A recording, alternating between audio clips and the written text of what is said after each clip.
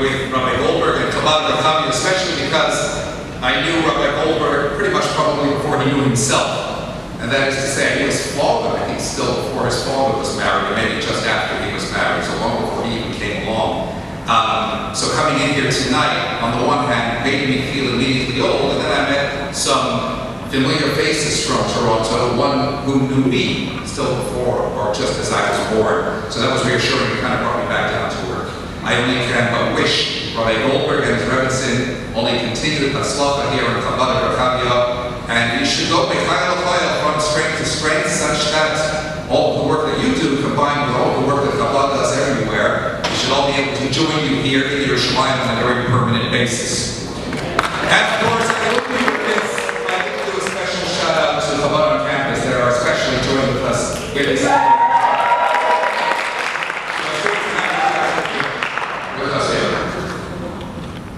The topic of tonight, it's all about the Rebbe, it's all about the Rebbe's legacy, and it's about a bigger issue that goes to the very core of us as a Jewish people.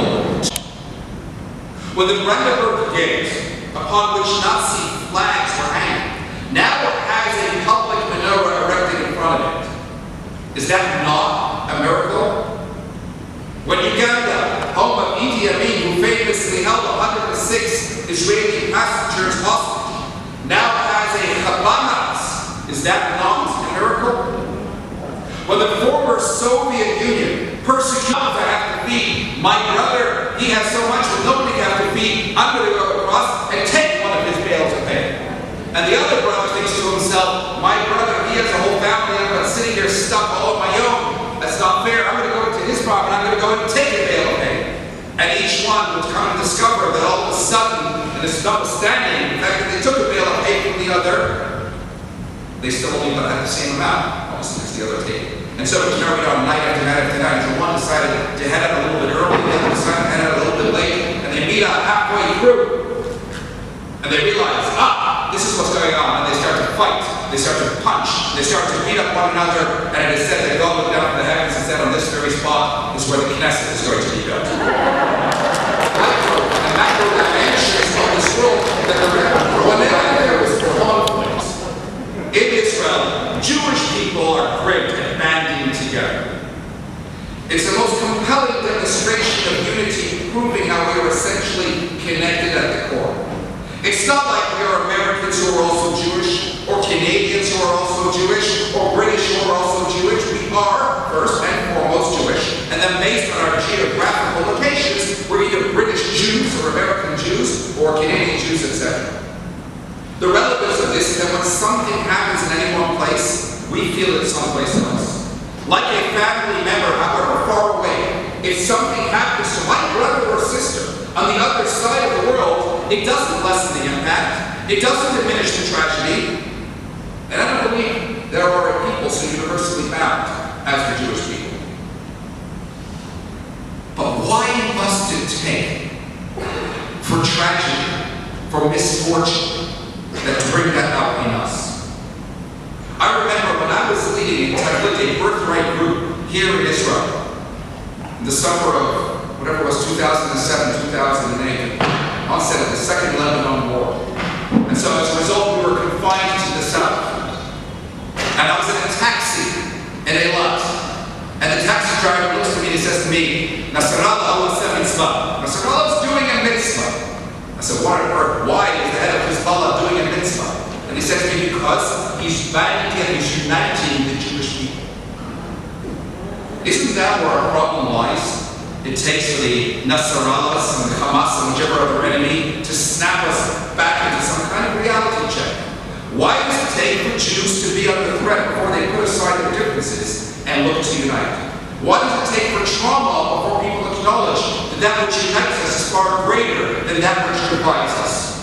Why, after all these years of enduring suffering because of our lack of respect for our differences, do we still not appreciate how to address the balance and look to value one another? Millions of Jews, and today boasts more Chabad houses, more schools, and other such-like institutions than perhaps all of Europe combined. Is that not a miracle?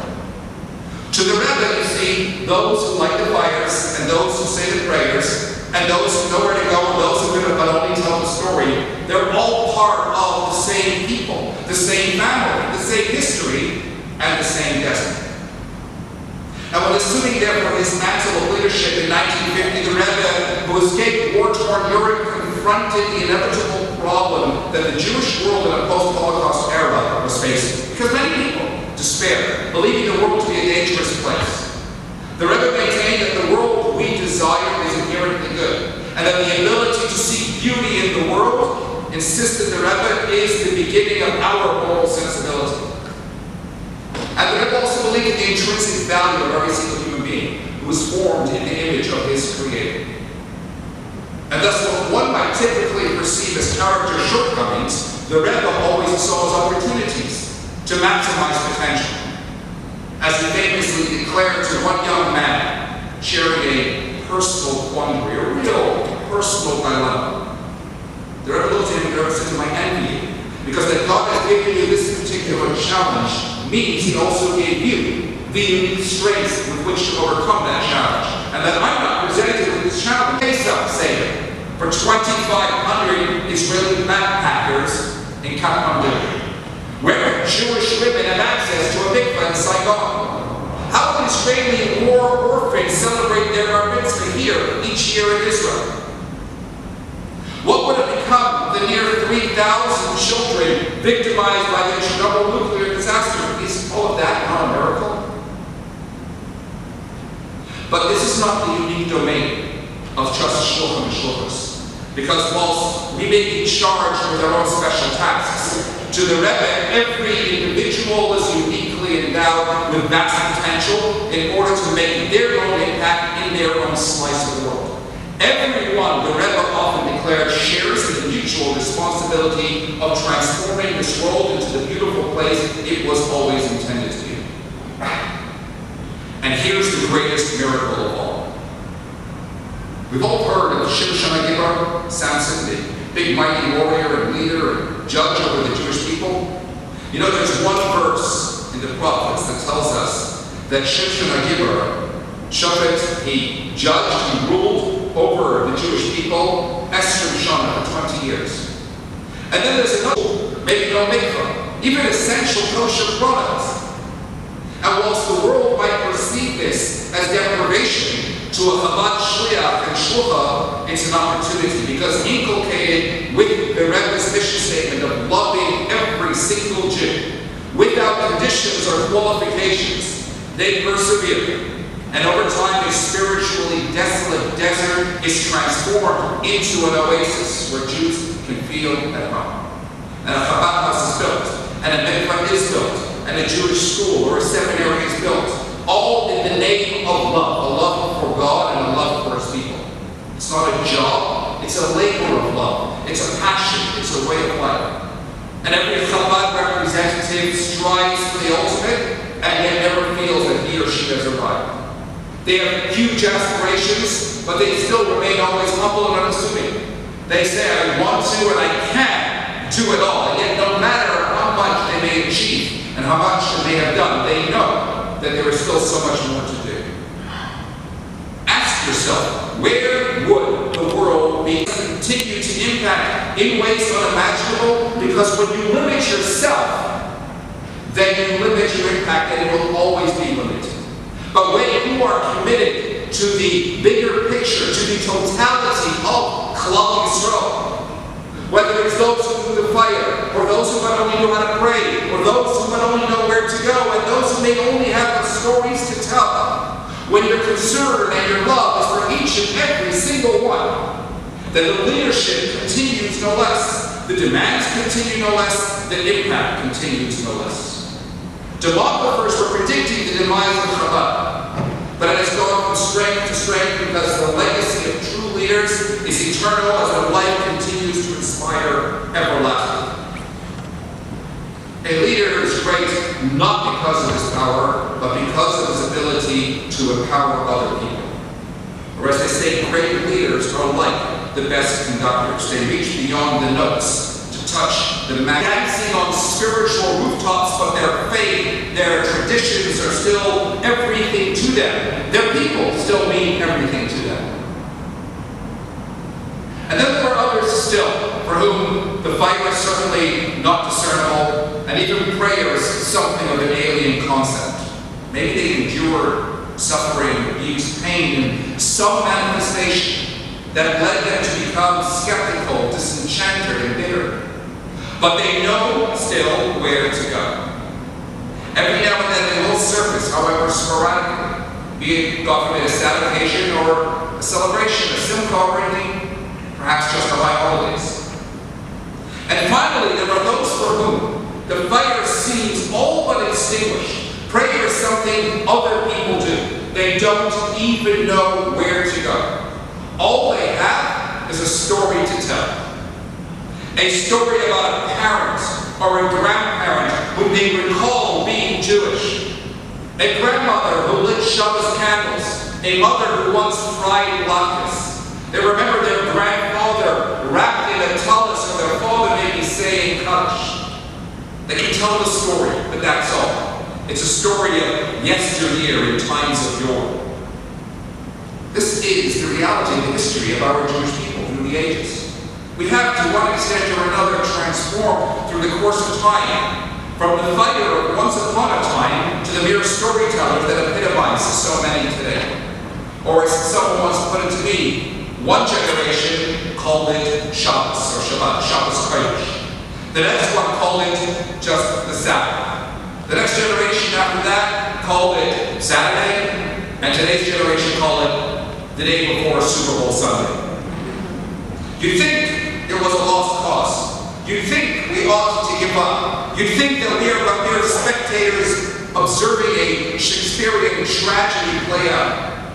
But there was one man who rose to the challenge, one giant of a leader who committed himself to recognize that even those who but only have a story to tell still have little embers burning within, and that so long as there is a spark, and there is always a spark, there is potential for even that person, for every person, to aspire to light the fire once more.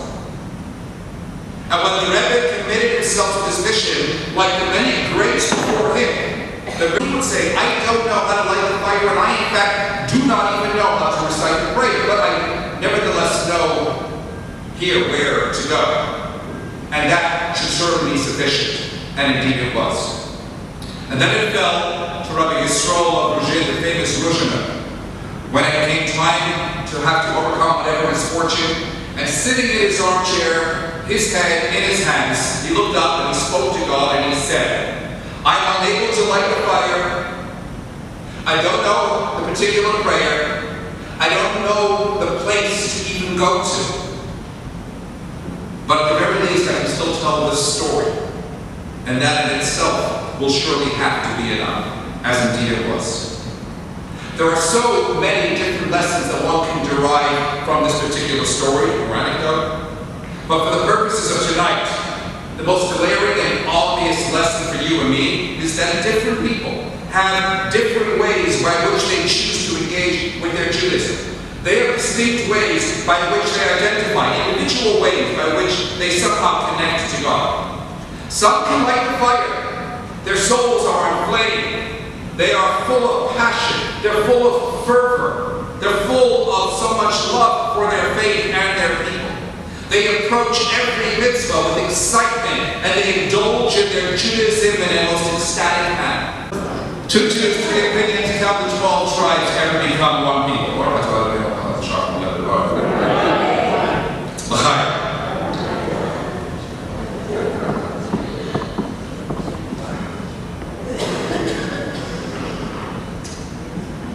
When the founder of Hasidism, the great Rabbi Yitzchok Shochet, saw misfortune threatening the Jewish people, it was his custom to go to a certain part of a particular forest, to light a certain fire, to then recite a special prayer, at which point the miracle would transpire and whatever the misfortune would be averted. Later, when his disciple, the celebrated Maggid of Mizrich, had occasion for the same reason to have to intercede on behalf of whatever was lingering over the Jewish people, He would go to the same place in the forest and he would say, Rebbeinu Shalom, Master of the universe. I don't know how to light the fire, but I do know how to say and his enduring impact on our world today. Okay. I'm just getting started. Can I get a refill? Here's the old version of the story that you may know. Back in the day, when harmony still reigned amongst the Jewish people, there lived two brothers, each with a farm on an opposite side of the same hill. The first said to the harvest, my brother has no one, you know what, I'm going to take a couple of my bales of hay and I'm going to bring it over the other side to my poor brother who's out on his own. His single brother thinks to himself, my brother, poor man, he has a large family to support and he's of meager means. I, on the other hand, have so much, so I'm going to go help and I'm going to go bring a bale of my hay over to him. And so it was when they woke the next morning, each one still found that they had exactly the same amount of hay as the day before. And they couldn't one carry a bale of hay to the other, realizing suddenly in that moment what was really going on. And they hugged and they embraced.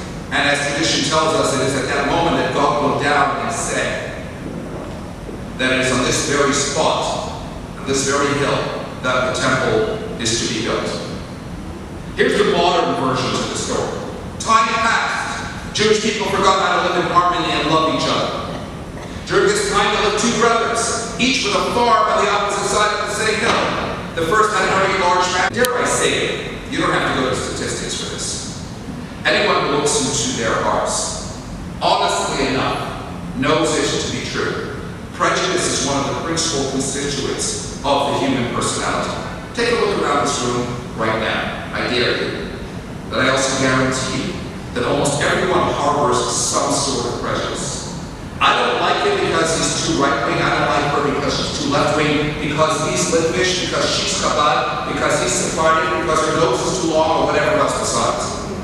Take a good, hard look into your heart. Then, look at the world around you, what it is, and what it could be. And then ask yourself, are you part of the problem? And how you can work on being part of the solution. Okay.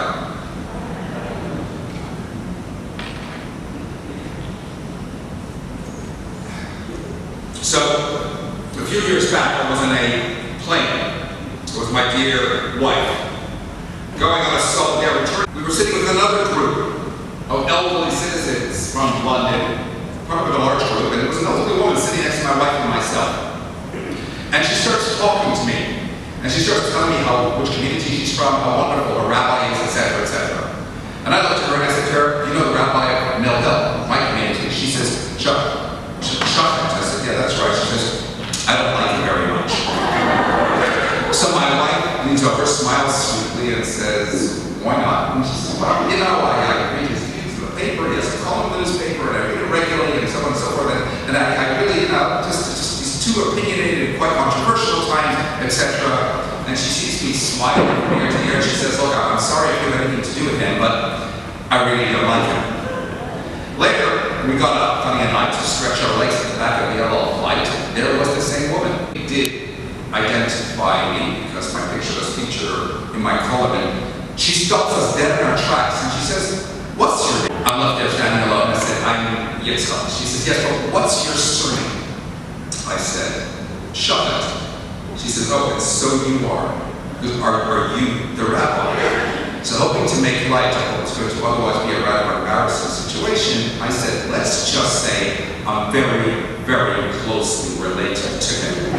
To which she said, oh good, as long as you're not in, because I really don't like you. And you know what? It's very good therapy to sometimes forget yourself, to drop the image and let other people tell you how it is. We got along so well throughout that flight, this woman and I. She was grateful for my help, putting her sweater up in the overhead compartment, taking it back down, showing her how to use her remote control and whatever else besides. And it occurred to me thereafter, isn't it amazing how people are so quick to jump to conclusions without necessarily looking beneath the surface? Is there hope for Klal Yisrael if we just write off the next generation, the next individual even? Judging them, being so quick to criticize, to pass without looking beneath to the inherent goodness that lurks beneath. end of the day, when our sages tell us, don't judge another person until you are in their place, what does it mean, in their place? On a practical level, it means very simply, until you are in the same given set of circumstances. But even when you are in the same given set of circumstances, you don't know the makeup of his or her soul, and until you are of the same disposition, how can one soul possibly judge another? Our missions in life are not the same. Our challenges in life are not the same. Our personal weaknesses are not the same. Why is somebody failing in an area where we are not failing? Because that's his or her area of vulnerability, and I may not be vulnerable in that specific area. Success is only an achievement for the soul with the particular challenge. There's nothing remarkable about being able to walk, but it is an achievement for a lame man to be able to walk. And thus for a lame man to compare his walking to or rather a perfectly non-lame man to compare his walking to a man who's actually on crutches is not just absurd, it's just simply unjust. It's very much like me being able to mock a child who's unable to pick up a suitcase because it's too heavy for him when it may be light for me. We criticize other people because we make a judgmental decision about that person's inability to function in comparison to our ability to function in the same given situation. Many of you will know the story that led to Moshe's leadership. It's a famous story told in the Medrash about a Moshe shepherding his father-in-law's flock at a particular lamb that suddenly runs off in an altogether different direction. And Moshe goes in pursuit of this particular lamb, realizes it's thirsty, and carries it to the water and gives it to drink. And God says, because you showed compassion to this lamb, I can trust you to ultimately show compassion to my flock as well. So on the surface, it's a demonstration of Moshe's leadership. But on deeper reflection, it also gives us insight into the very real nature of a rebellious soul. Because the runaway lamb is symbolic of the lost Jew. And Moshe represents the leader, the Rebbe, who lovingly reaches out, especially to those who have become disaffiliated. On the surface, when a Jew wanders far from Jewish pastors, we might decide that it's rebellion, betrayal. Not so, says the Medrash. Moshe follows this precious lamb, knowing that it's not rebellion, it's a spiritual thirst. And Moshe himself carries the lamb lovingly to the water to give him once again to drink. You'd think, and yes, it is all too easy for the shepherd to get upset, to get angry at the rebel sheep, to judge them, to write them off. But Moshe goes in pursuit and catches up with the sheep and discovers that it ran away because of the quintessential thirst for warmth, for love, for God. And like Moses, so must we. You know how Chabad stops you in the street, excuse me, are you Jewish? Before they ask you to put on tefillin or give you Shabbat candlesticks. How do they ultimately know who is and who isn't Jewish? I'm going to let you into a little secret.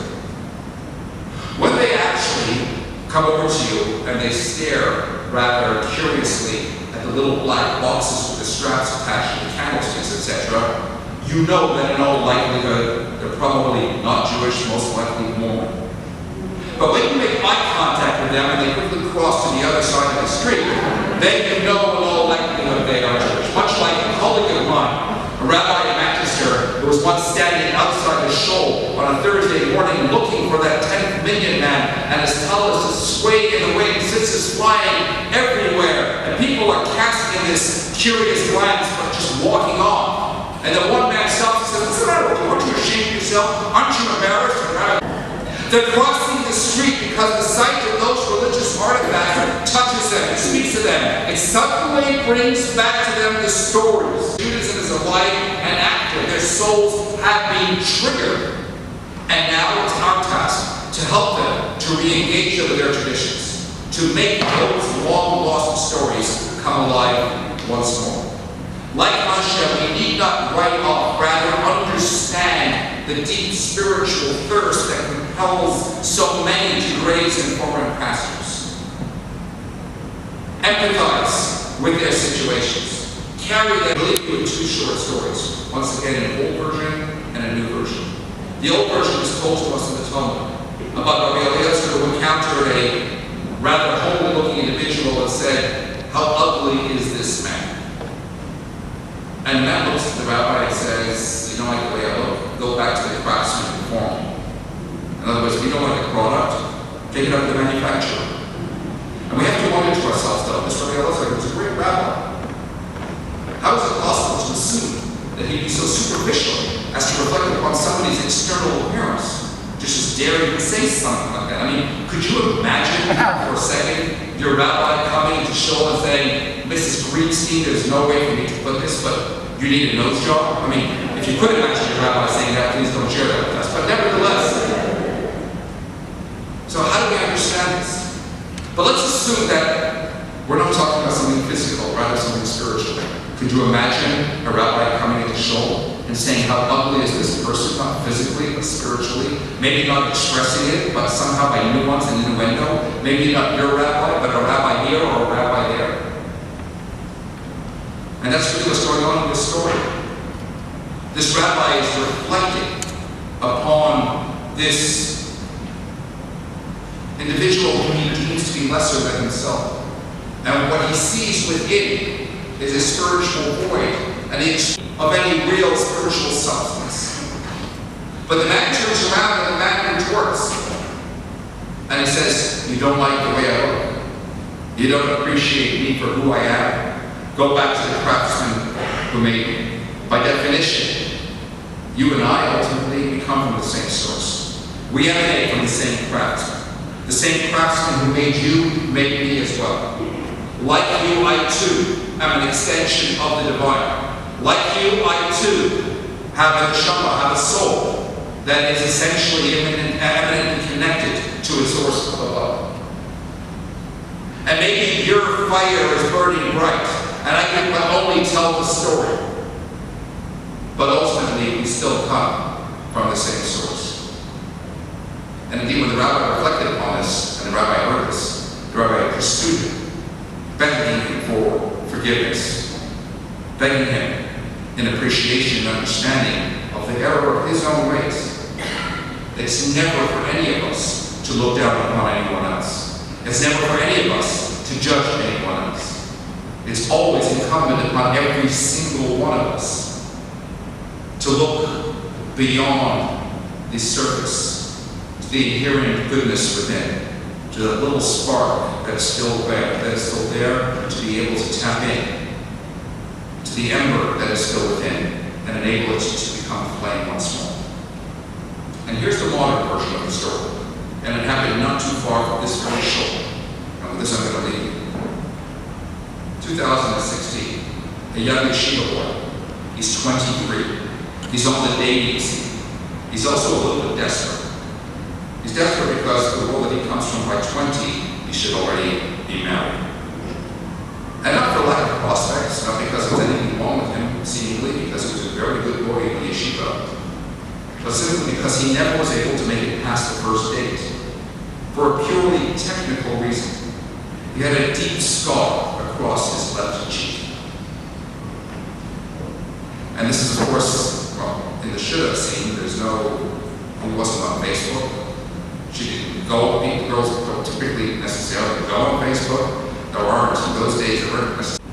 And so, when girls would turn up at that first date, much as he had a great reputation, they didn't like what they saw. He was kind of desperate.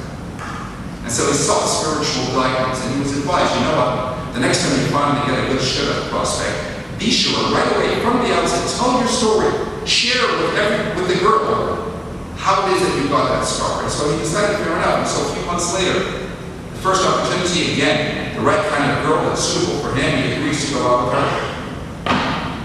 And as he sits down, and she sits down, he right away says, "Let me tell you how I got my scar." She, of course, feels very uncomfortable, thinking, "Oh boy, he probably saw me looking at him like that." He said, "No, relax. I was advised that I was at the Kaisel, at the wall, for Birchat Kohanim, for the priestly blessing, as is the case, and this is customary, on Chol Sukkos, where tens of thousands of Jews come together right here, not far from here. And as I was leaving, I was looking to take the Rakebet Kala, the train, to be able to get back to my own home.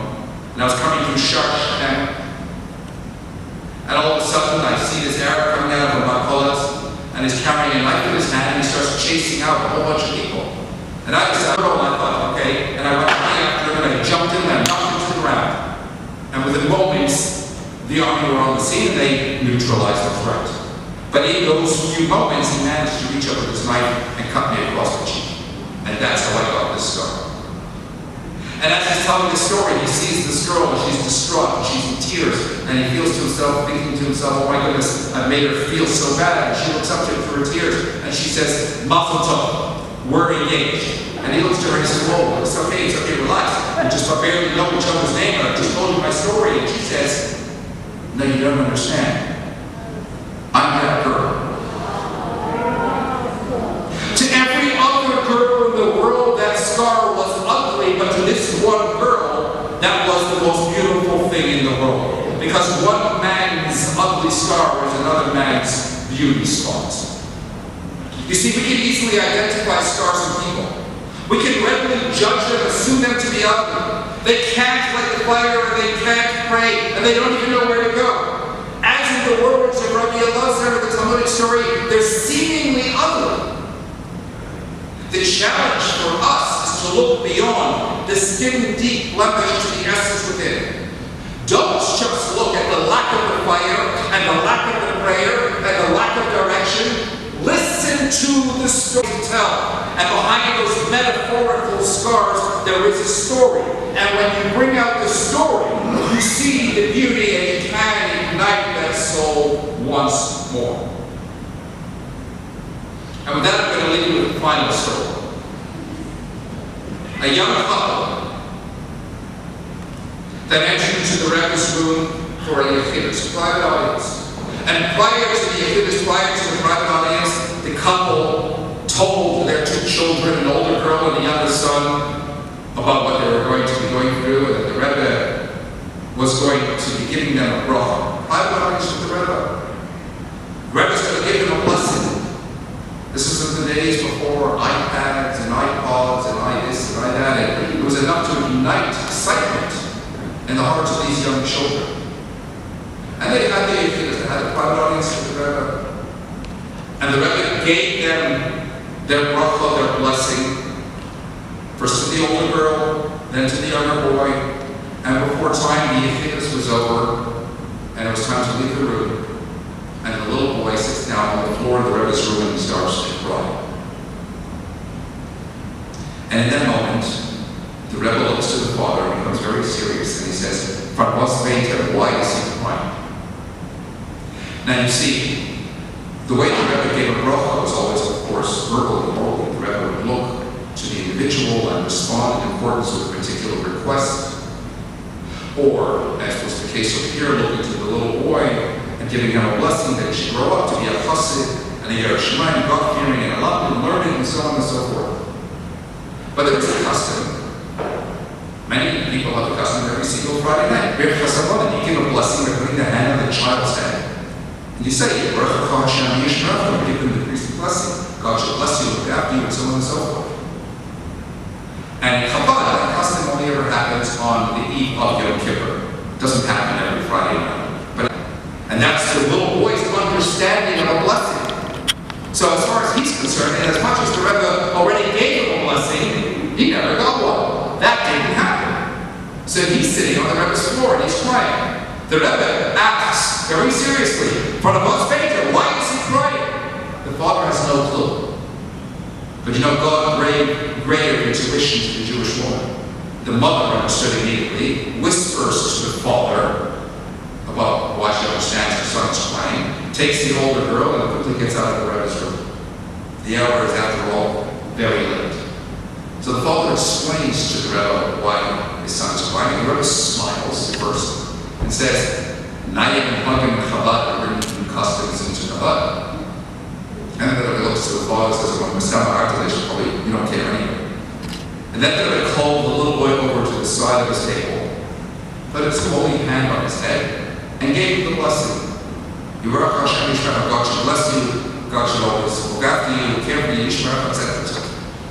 And at the end of it, the Rebbe looks at the father and says, "There's all this precautions and investigation precautions, and better not to publicize the story. Because I don't want others to be jealous, I don't want others to maybe come in, ask you the same, etc. Leave it out. don't publicize the story. So how do I know the story? The Rebbe insisted that it shouldn't be publicized. Right? Because I was that little boy.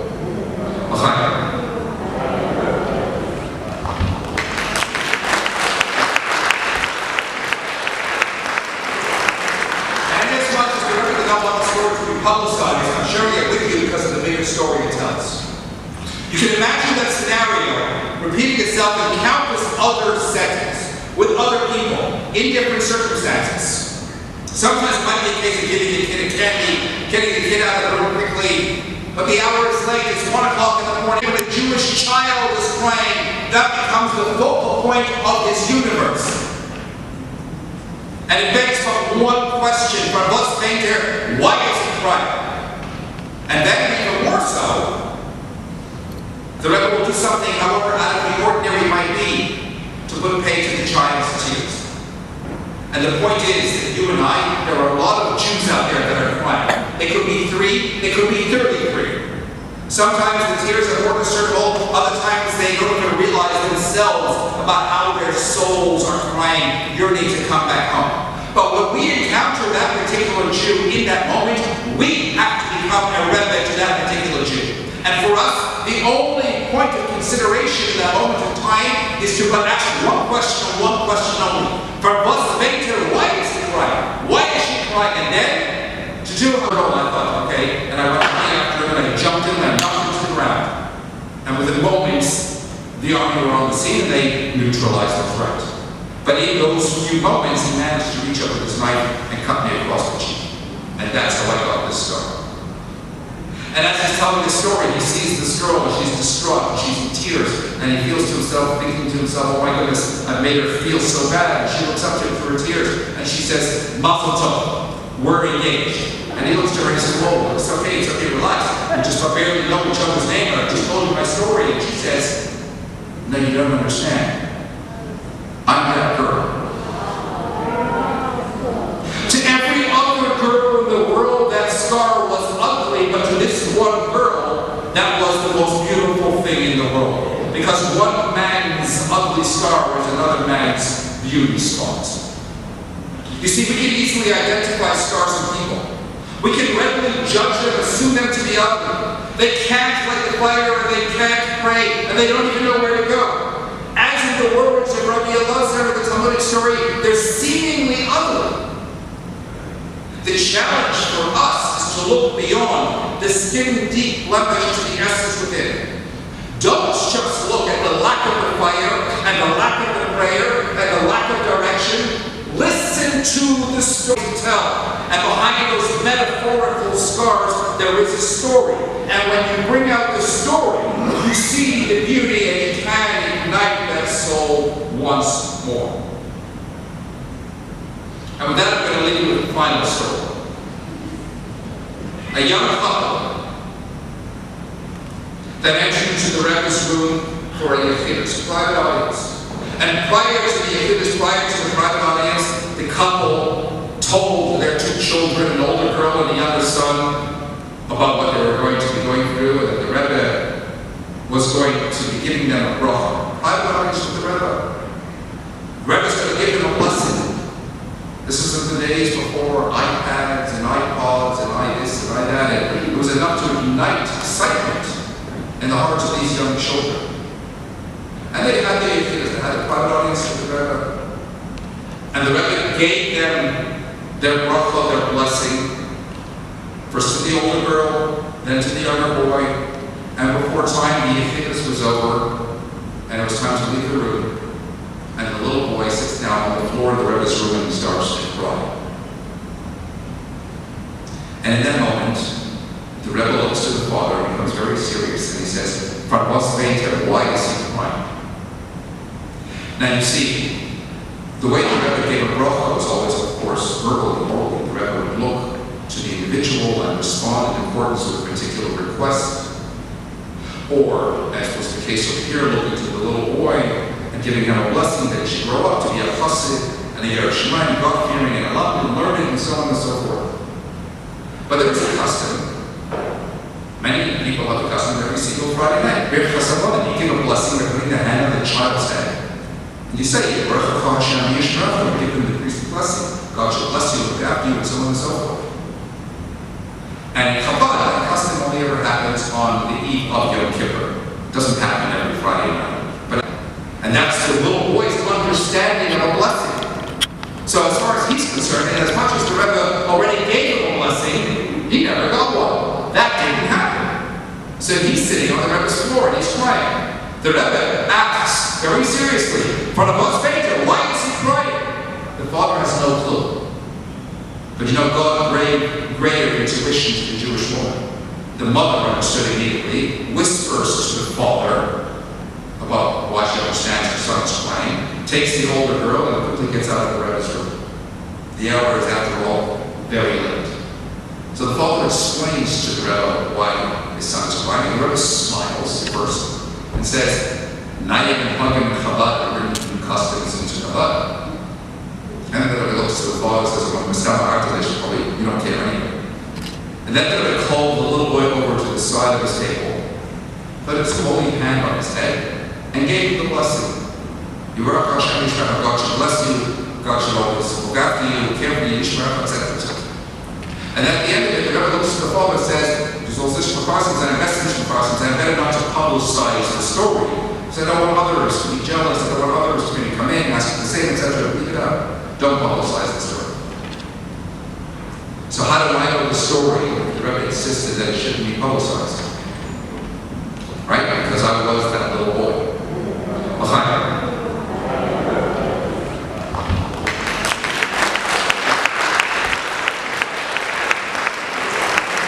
And as much as the Rebbe did not want the story to be publicized, I'm sharing it with you because of the bigger story it tells. You can imagine that scenario repeating itself in countless other settings with other people in different circumstances. Sometimes it might be a case of giving a kid a candy, getting the kid out of the room quickly, but the hour is late, it's 1 o'clock in the morning, when a Jewish child is crying, that becomes the focal point of his universe. And it begs but one question from us painter, why is he crying?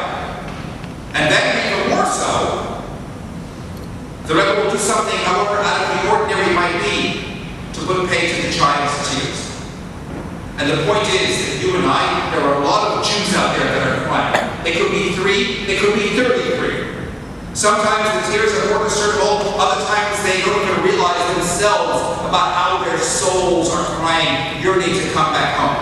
But when we encounter that particular Jew in that moment, we have to become a Rebbe to that particular Jew. And for us, the only point of consideration in that moment of time is to ask one question only. For us, why is he crying? Why is she crying? And then, to do, even as it might take us out of our own comfort zones, to put pain to that particular child's tears. That was the Rebbe's legacy. That continues to be the Rebbe's legacy. That is our ongoing mission statement. Always and forever. And so when the prophets promise us that at the end of the days, no Jew will be left behind, they're telling us categorically that one way or another, every member of Klal Yisrael will find their way home. Only God is looking to you and to me to help God him in that task, to hasten the process. And so I'm going to finish with a bracha, with a blessing, and I'll time. But this blessing will carry extra energy because as of about 40 minutes ago, it was my birthday, and therefore on that basis, there is a concept of mazal and one's own muzzle. One has extra spiritual energy to be able to give a bracha, to be able to give a blessing. So my blessing to every single one of you, myself included, and all of Klal Yisrael, is that may Mashiach come this year. But more precisely, may we already live as if he has, by abandoning immediately with any kind of judgmental and strife, and only live with gratuitous love and mutual respect for one another, to span with whatever negativity and break down the barriers which might impede whatever communication with one another. Let this be the last day of any kind of negativism within our ghosts, and the first day of new beginnings of love, amity, where every single one of you should experience personal salvation in your lives, for blessings, for success, for parnasa, for anything and everything that you need. And even what you don't even realize you need, but He knows you need, should be given to you in abundance. Yimalei Hashem, kol mishalas lidchol atayva, be able to live in perfect harmony with the coming of Mashiach, who came speedily today. Amen.